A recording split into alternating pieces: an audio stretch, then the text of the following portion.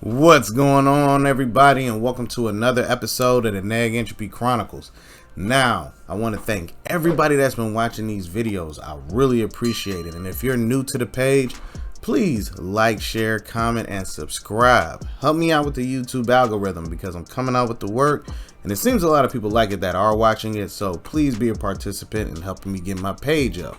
Now, this is part 2 to Black teens versus Black grandparents, and they're talking about historical stuff and what has actually changed. So let's waste no more time and get into it. All right. Sometimes I act white. I like how they put the parentheses in there. When someone says you act white, that's not a thing. That doesn't exist. It's more like a colloquial term that people use to refer to one power. When people refer to me as like, oh yeah, you talk white, you sound white, you dress white, they're referring to a higher status than my color, my skin color. Facts. Ain't nobody gonna take me seriously if I spoke like this. If I went to a meeting and I spoke with like the little twang in your voice, they gonna think, oh, you one of them ghetto ones. You're the loud, angry Black woman. So I have to present myself in a way that is consumable and acceptable to the people that I am presenting myself with. Do you think that you being mixed has anything to do with that? Oh yeah, Asian people have this positive stereotype that they're The model. the model minority myth, like you're the smart, you're the good minority, and if people see me as that Asian self and I distance myself from the Blackness, which I've had to do before in order to give myself good opportunities, it's unfair. That's interesting. Really. It doesn't apply to me at all. My mother used to always tell me that I act Black. Wow. I had a hard time trying to get to the other side of that, and I don't think I ever reached it. I don't think I ever acted white. Maybe I should have said agree. I do act professional in certain settings. Like I work in customer service. I have to raise my voice 3 octaves for people to think that I'm being respectful. And maybe people think I'm white over the phone. Maybe my name and my voice correlates. I could be white, but I never try to be white. I think that I've heard the term, you're one of those educated Black women. I love being professional. I love my education to shine. Love it. Can move in the other direction if made to do so. I can go south real quick. Okay. I think that people mistake being articulate and educated for trying to be white. Yeah. But I think our generation, that was the norm. You strived every day to be intelligent. Correct. I'm going to be blunt. You don't go out ashy, put that Vaseline on your legs and on your elbows. Don't go out with rollers in your hair. Are you crazy? We were taught you have to be better. You have to look better. You have to act better. You have to dress better. You represent a whole group of people. And I think that ideology may be lost a little now when you go out. But we were trained to act the best we could act, not to use ebonics. You know, we had to survive. I don't look at it as a negative thing. James Baldwin once said that whiteness is a metaphor for power. Black people are trying to get educated, trying to seek intelligence and knowledge to gain power in one way or another, whether it be economic power, whether it be culturally. We want to be recognized as human beings. Yes, sir. All right, that was well said. Now, there was a couple parts in there. I'm going to try my best not to pause it as much because we only got a certain amount of time and I don't want to make this video as long as the last one. But there was something pretty interesting that was being said there. When they try to phrase it as someone being educated, oh, you're an educated Black person. We have to understand that, yes, depending on what region you are within the U.S., dialects change upon every state, every city, every county. They always change because not every person is from the same place. So yes, you're gonna have a different flow of verbiage, knowledge, things like that. But what they're talking about that still existed, what existed back then still exists today. She was like, you do not go outside with rollers in your hair. We're still talking about that today. Hey, don't wear a bonnet, don't dress like this, because you always want to be presentable at all times because you do represent your culture. Is it fair to the Black culture that you, depending on how you look, represents your entire culture? Yes, but because we're such a small portion of it compared to what you see on television, so on and so forth, yes, you have to apply yourself differently. The way you speak, you have to come with proper diction, i.e. I've been in customer service.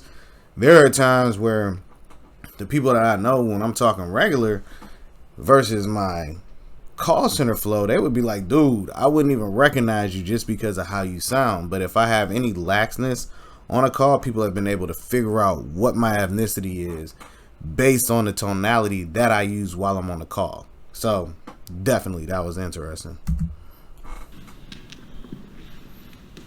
The most impactful event for me was being incarcerated in LA County Jail in 1998. I was wrongfully accused and treated unfairly, in particular because my father passed away while I was about to start a trial for 2 life sentences. Yikes. And the reward that I got for my father passing away is I was put in a hole. The system didn't know what to do with me, so they put me in isolation. It was done to protect the other inmates because I might have been volatile and going through something and would have exploded, and that's definitely unfair.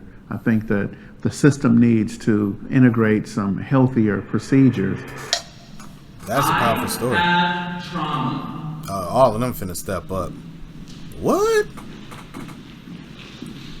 Not all of them? I'm ready to see this. I would just say I have a lot of trauma with the cops. My dad always had run-ins. I was always in the car from a young age, and I just get immense anxiety. Like passing a cop car, seeing a cop. When I first started driving, my parents had me put like my registration, everything like right above my head so I didn't have to reach so I wouldn't get shot. When I get pulled over, I FaceTime my father. I have video. Like, it's stressful to be afraid of a cop on a daily basis, but that's what I gotta go through.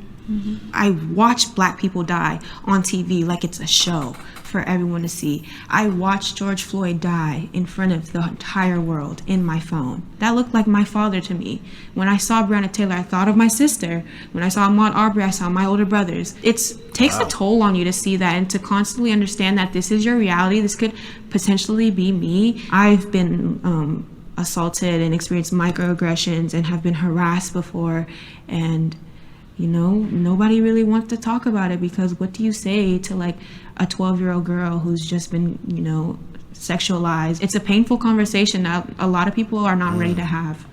So acknowledging everything you guys said, I want to talk about PTSD, but not post-traumatic stress disorder. I want to talk about what you just said, which is present. It's happening right now. It's reoccurring trauma. I feel like I'm in a domestic violence relationship with law enforcement, with society, with the government. And at any moment, my life and my children's life are in danger. And you guys as well. Yeah. So it's not post-traumatic, it's present, it's right now. So that's interesting because you got to understand where he said he came from. He came from LA. So he's been through so many different racial occurrences over time. So it's not like, oh, this is post, is past. He's still dealing with it every time something is going on, whether directly or someone close to him. That was interesting.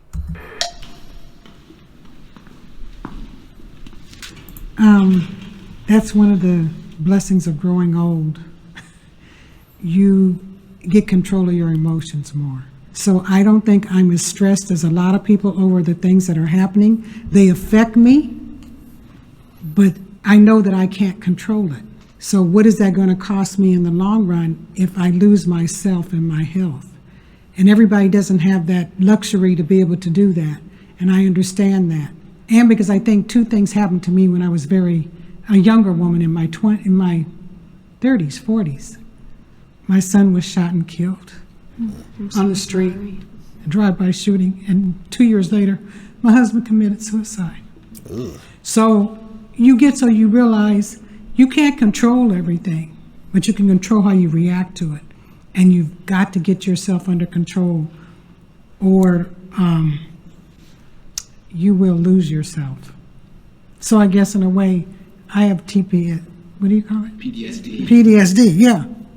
So I seem very composed, I seem very cool. It's because you have to be to survive. You have to. Yo, man, look, that was powerful. Because let's talk about for real. That woman's in her 70s. And she said 30s, 40s. And she's just in the moment of even speaking about that, tears still drop. So you got to imagine that for a lot of people within the culture of things they experience. Yes, they have the demeanor, they have the posture to say, you know, things happen in life, but you got to have control of your emotions. But she still was dropping a tear. Would that say she was not in control of her emotions? No, but there's still a reality to it. So when you talk to people from different generations in this era, you're going to have moments where they might be vulnerable enough to talk about it. But a lot of times, the reason why you see the older individuals and the younger individuals, they say, hey, it's just what it is.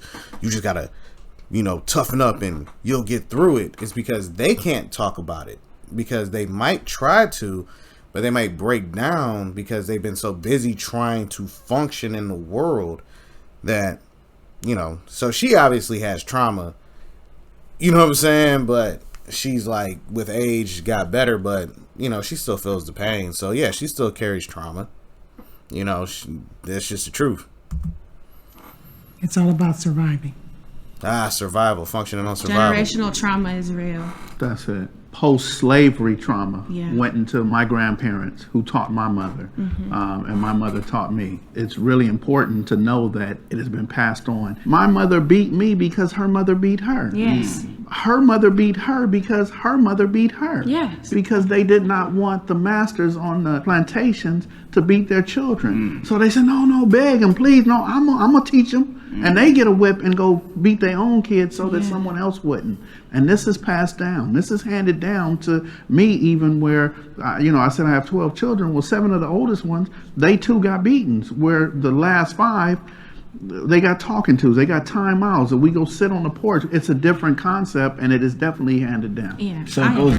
Now, so my intriguing question would be, how did those first 7 come out versus the last 5?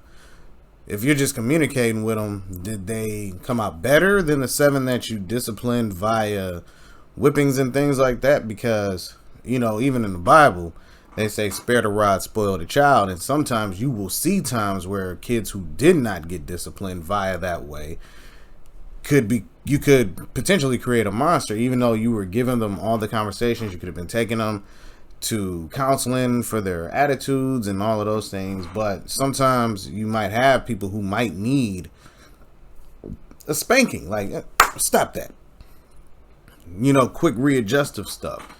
Don't touch that fire. Pow! Hit their hand before they touch it. Or do you just grab their hand and say, see how warm that is? Now, if you touch it, you'll get this burn, and then you show them the burn. You see what I'm saying? So I would be intrigued. I would be more interested to see what was the development through his kids from each way he applied his disciplinary tactics. Back all the way to slavery. I would take it back to That's crazy. pre-slavery.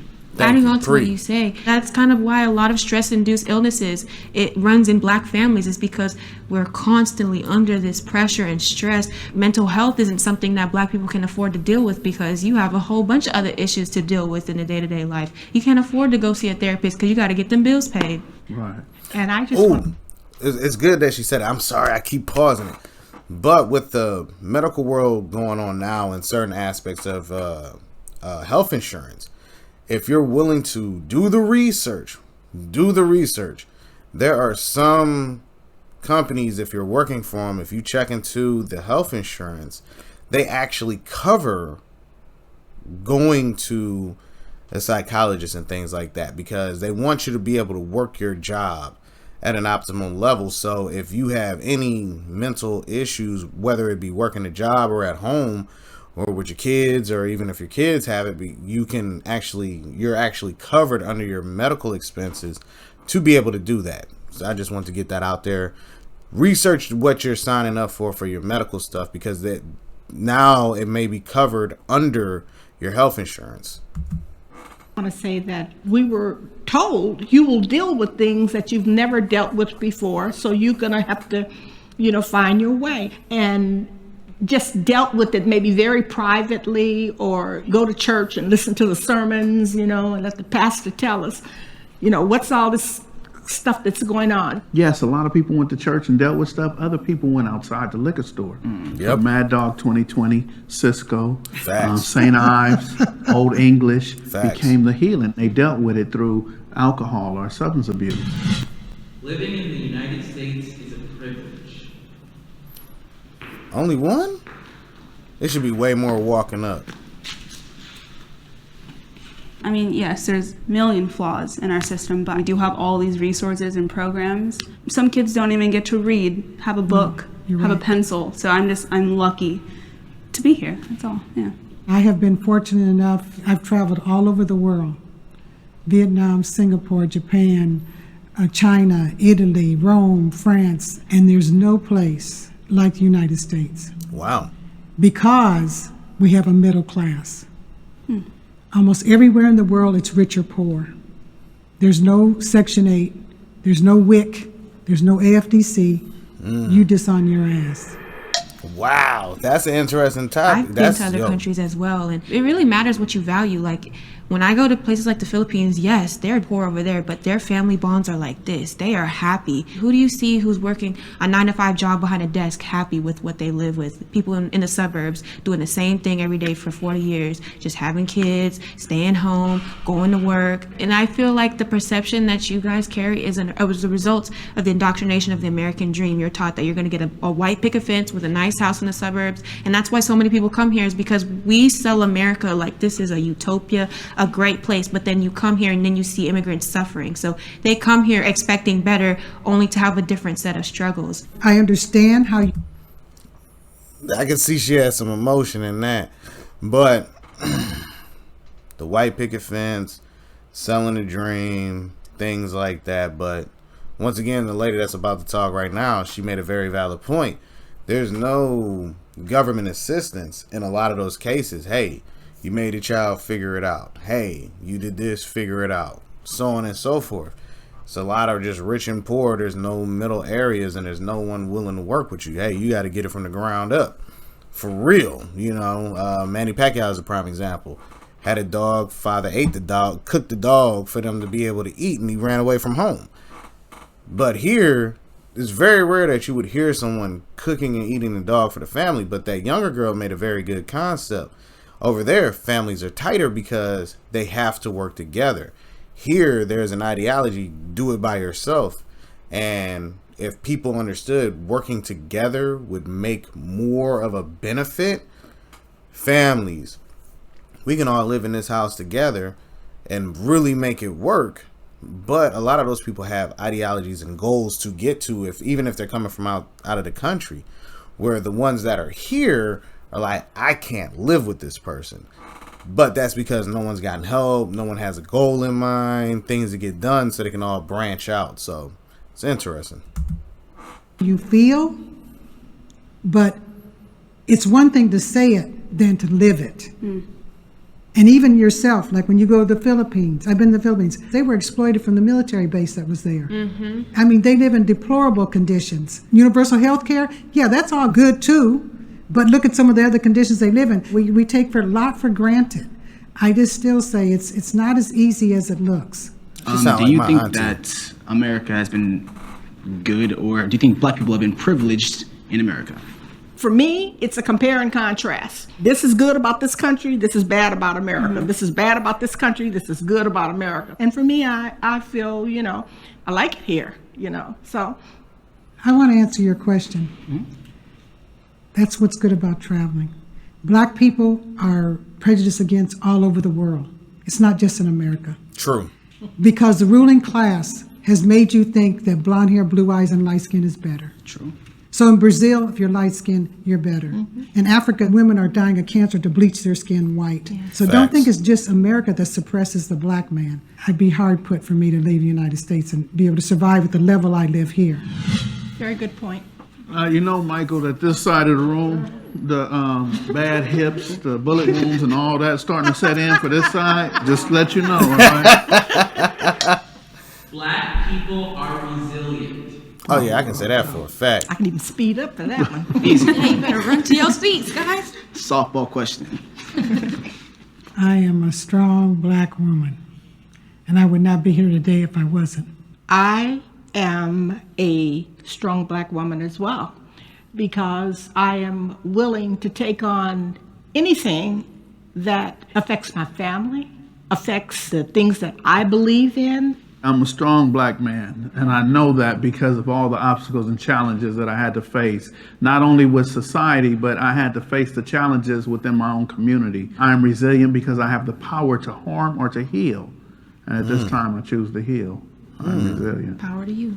My great-grandmother was a slave, so it taught my grandfather how to be resilient, how my mom and me. So we've been taught since we were born, like, how to be resilient. It's a powerful trait to have, I'll say. That's true. Every obstacle, all the turmoil we've had to overcome, it's amazing that we're all sitting here right now. Us as a people are one of the most resilient people that have walked this earth. We've been beaten down, we've been assaulted, we've been torn down in ways I don't even think humanity could even comprehend, and yet we still get up every single time. I'm still gonna sit here for hours and listen to you guys tell your stories so that my son or daughter won't have to go through that again. I want it to end here. We all deserve better.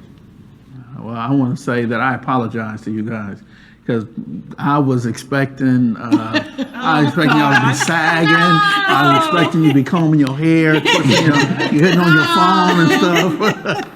So I apologize because I had a misconception, but I had no idea who you were going to be. And you guys really are the leaders. So I'm honored and humbled to be in your presence today. Thank you guys for being here because you put something in me. Hold on 1 second. So, I ain't no emotional dude, but that last part with the OG talking, yeah, that touched my heart, man. Because, like he said, he came in with a notion. He was like, oh, the golden spoon kids and things like that.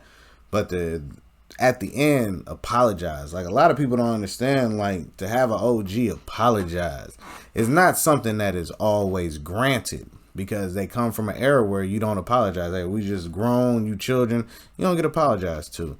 So for him to be willing to do that showed growth from whatever he had learned growing up. So, man, that was a great one. Shout out to Jubilee. They definitely did their thing with that one. I've watched a couple of them, but that one was the first one that, man, at the end, man, boy, felt like the Grinch in that moment. But let me know what y'all think down in the comments section. And if you want to see more videos like this, let me know down in the comments section. I'm going to still put the video link up down in the description so y'all can actually go check them out. You know, whether it's this video or another video, I'm going to finish off the rest of it. I know it's only a couple minutes, but I'm willing to see what they're going to talk about afterwards. Even if they just show love to each other, y'all can go see that, skip up to the end, boom. But go like that video, go comment on it, whatever. But comment on this one as well. And, you know, hey, I'm happy y'all made it to the end. And shout out to everybody who's rocking with the Neg Entropy Chronicle page. Trust me, I got way more stuff coming out. All right, everybody. Peace.